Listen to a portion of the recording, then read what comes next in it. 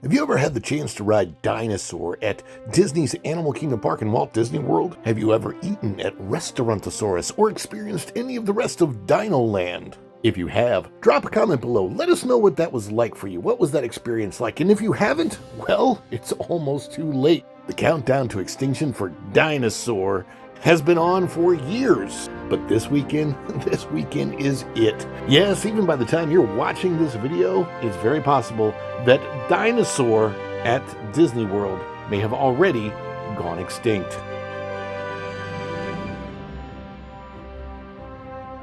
What's not extinct is you, the greatest audience on YouTube. And as we thank you for coming in and checking out this video today, please do smash that like button on your way in. Drop a comment below. Let us know where you're watching from. Let us know if you ever got to experience DinoLand or are going to have to miss out. And let's get on with our discussion with the panel about the extinction of DinoLand and really all things dinosaur at Walt Disney World's Animal Kingdom Park. And this is out of our good friends over at All Ears. Guys, this is it. This is the last week to get over and enjoy Dinosaur. The ride is closing. And this is by Sydney Lever, posted on January 25th. In 1 week, this Disney World land permanently closes. All of the dinosaurs at Disney World will be going extinct forever. This is it. This is the last chance to enjoy anything dinosaur related, I believe, at Walt Disney World. So, dinosaur lovers, we have some bad news. The dinosaur ride and what's left of DinoLand USA at the end of a very long maze of construction walls will close permanently next week on February the 2nd. Yes, that's coming right up. That means this Sunday, February the 1st, is your last day to ride Dinosaur, eat at Restaurantosaurus, and meet characters in their dinosaur outfits. Here's everything you need to know as we say goodbye to DinoLand. Dinosaur is a thrilling dark ride where you're chased by all kinds of dinosaurs. The attraction will live on through the new Indiana Jones ride, which is expected to use the same ride system and building. Yes, I believe that is the case. Restaurantosaurus is a quick service restaurant that serves burgers, sandwiches, hot dogs, and salads. It's decorated with dinosaur fossils and memorabilia. There's also a secret bar in the back. The restaurant is, of course, there's always a bar at Disney World these days. The Restaurantosaurus Lounge serves fun dinosaurs-inspired drinks. We love the Carnotaurus Meteoritis, a lemon and strawberry bourbon cocktail. When they say we, that's not us here at Follow the Bradley Fun. It is the All Ears people. And yes, this is also your last week to meet characters in their DinoLand exclusive outfits. Donald and Daisy Duck wearing exploring gear to dig up fossils, while Chip and Dale have the cutest dinosaur onesies. They typically meet up from 9 a.m. to 5 p.m., but we recommend checking your My Disney Experience app for the most updated information, especially since it's going to be so cold that they may not be out meeting. We don't know if that can happen. I love this comment from Cuban Superman. The Ice Age is closing out in DinoLand USA. It is the last, February 1st is the last day, and it's going to be 20 degrees in Orlando this weekend. 20?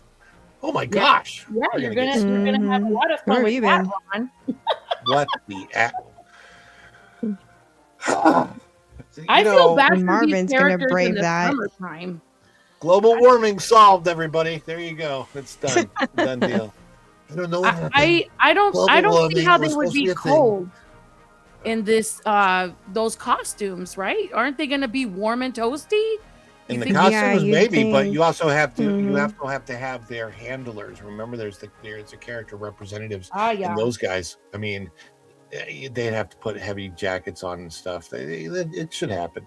DinoLand USA is closing permanently to make way for Pueblo Esperanza, Animal Kingdom's newest land. It's themed after Central and South America. Will feature such films as Indiana Jones.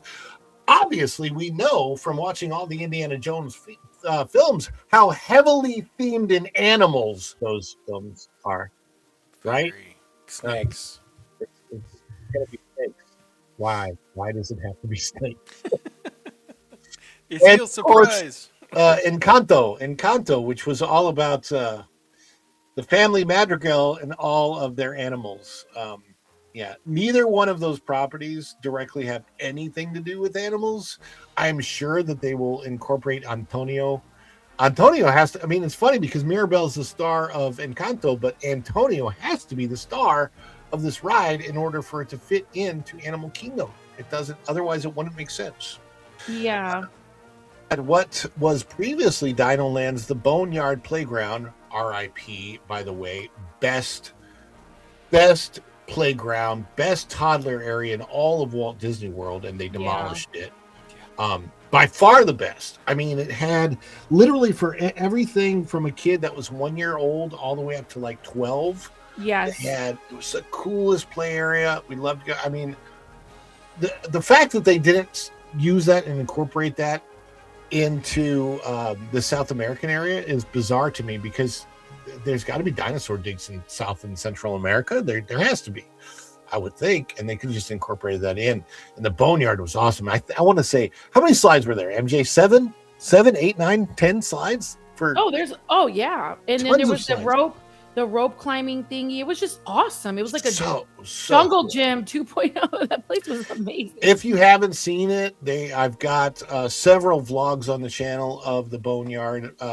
Especially, I think even a year and a half ago, before we knew all this was, well, we knew all this was going to happen. We just didn't know when. So I took my family and made sure that we had several visits to the Boneyard before they closed down. So it was so cool. I'm really, really going to miss even more than I missed the Honey I Shrunk the Kids play area, which was also awesome. And I don't know, the fact that Disney has all this room to expand and they keep getting rid of things, put new things in, or to put replacements in. There's nothing new. It's just replacements. It really bothers me. Right. That aspect of it. I just wish you'd expand instead of replace. Can you not do that, Disney? It just bugs me. Anyway, Yeah. Boneyard Playground already being transformed into a new Encanto ride. That's not really exactly true. Where the Boneyard Playground is actually that specific plot of the land. I believe that's where the carousel is going. So, but they're saying the attraction will take you into the Madrigal's home during the part of the film where Antonio accidentally turns the house into a jungle. It'll expand on the movie plot and bring our favorite family to life. The reason I know that that's not the ride area for that is specifically because if you're actually going through the maze right now, did you go to Animal Kingdom over the weekend at all, MJ? Oh yeah, we actually said goodbye to Dinosaur, Okay. and I was in the line with a lot of people that were quoting the introduction of the attraction, and they had their puppets. It was just an emotional time. It was great though, saying goodbye. It was nice. Right. So like walking through that maze of construction walls, you have to go back. You have to go through a maze of construction walls to get all the way back there right now. That's all going to close this weekend or after this weekend.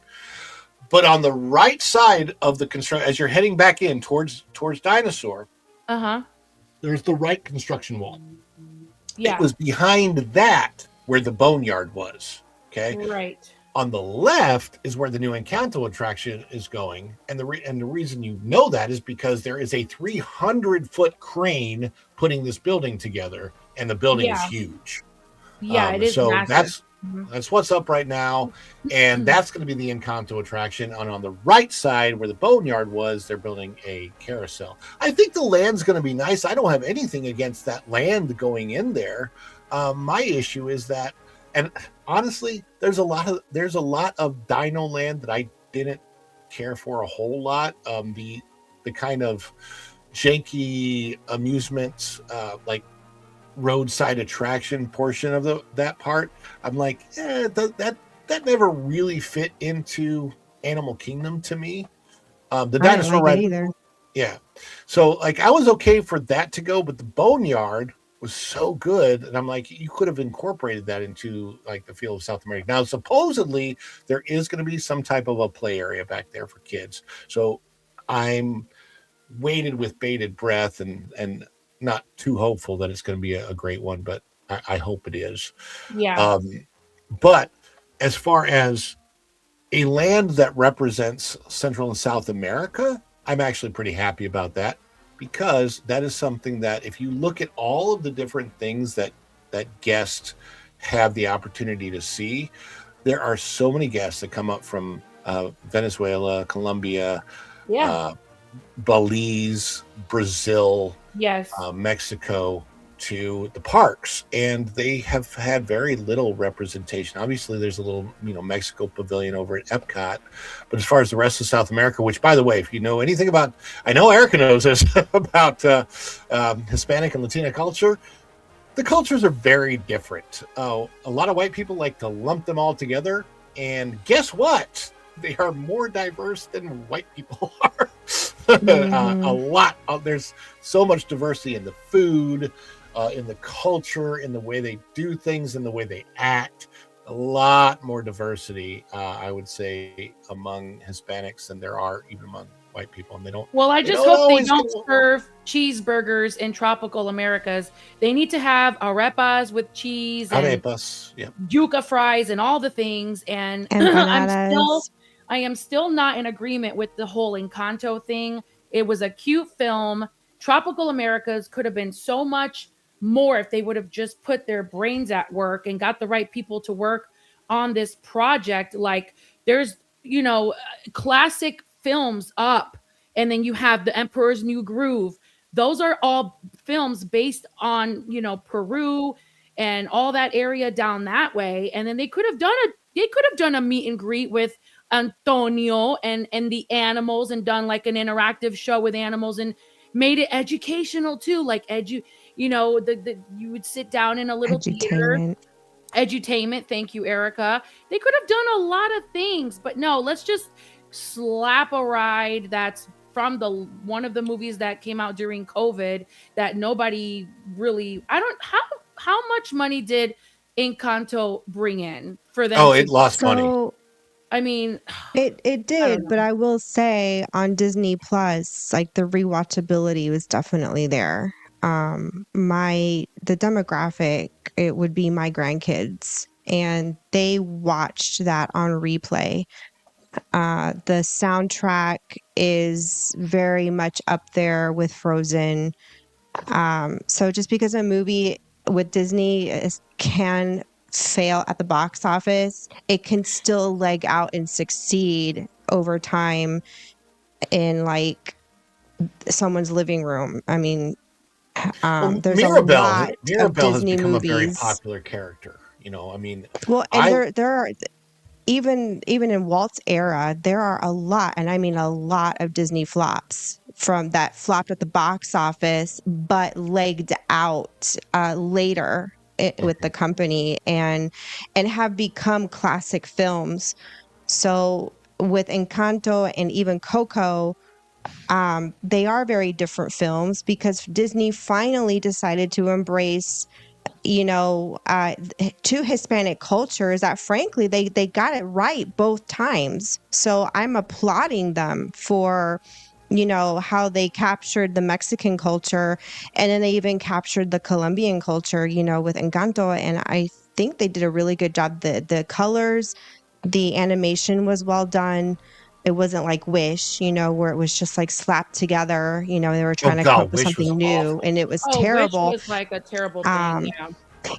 and the storylines, I agree that the storylines on both ends really do kind of make sense with Hispanic culture. You had the overbearing, controlling, abuela with Encanto, which is very, and I hate to say it, but it permeates in a lot of Hispanic families where the women, we can be a lot to deal with. I'm just being honest. We can be very controlling like that, and I think they captured that well, and the dynamic of the family and how that family worked. I'm like, yep, that's pretty much, you captured that well. And in Coco the same way, you had the great grandmother, and I don't know, they finally did their research, they did something right.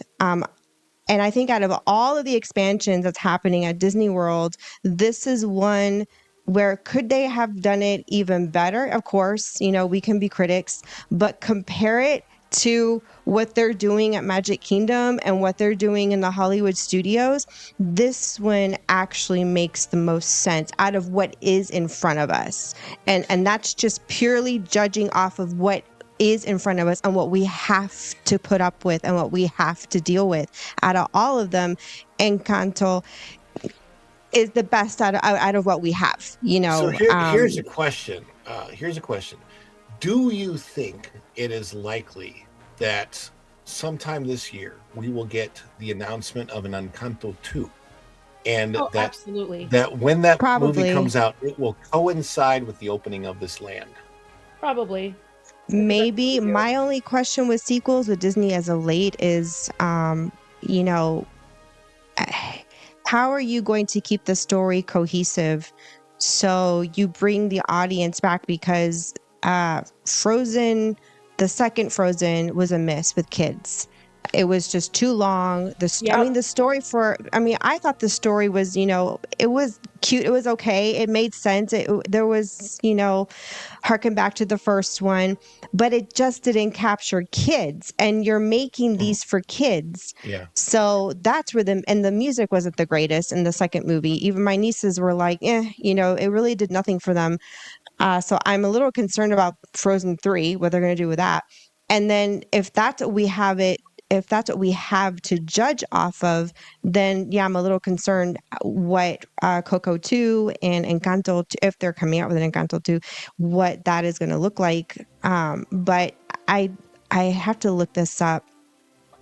I could have sworn I'd heard that the attraction of what they're putting in Animal Kingdom with Encanto is going to center around the little boy who could speak to animals. Mm-hmm. So at the very least, they are pulling from that angle thematically into that part of the park. So, as much as we want to, we can, be critical of Disney, given what's in front of us, we kind of have to give the little teeny tiny pats on the backs where it's deserved, where we need to tell them, communicate to them, okay, you're doing something right here. Could it be better? Yes.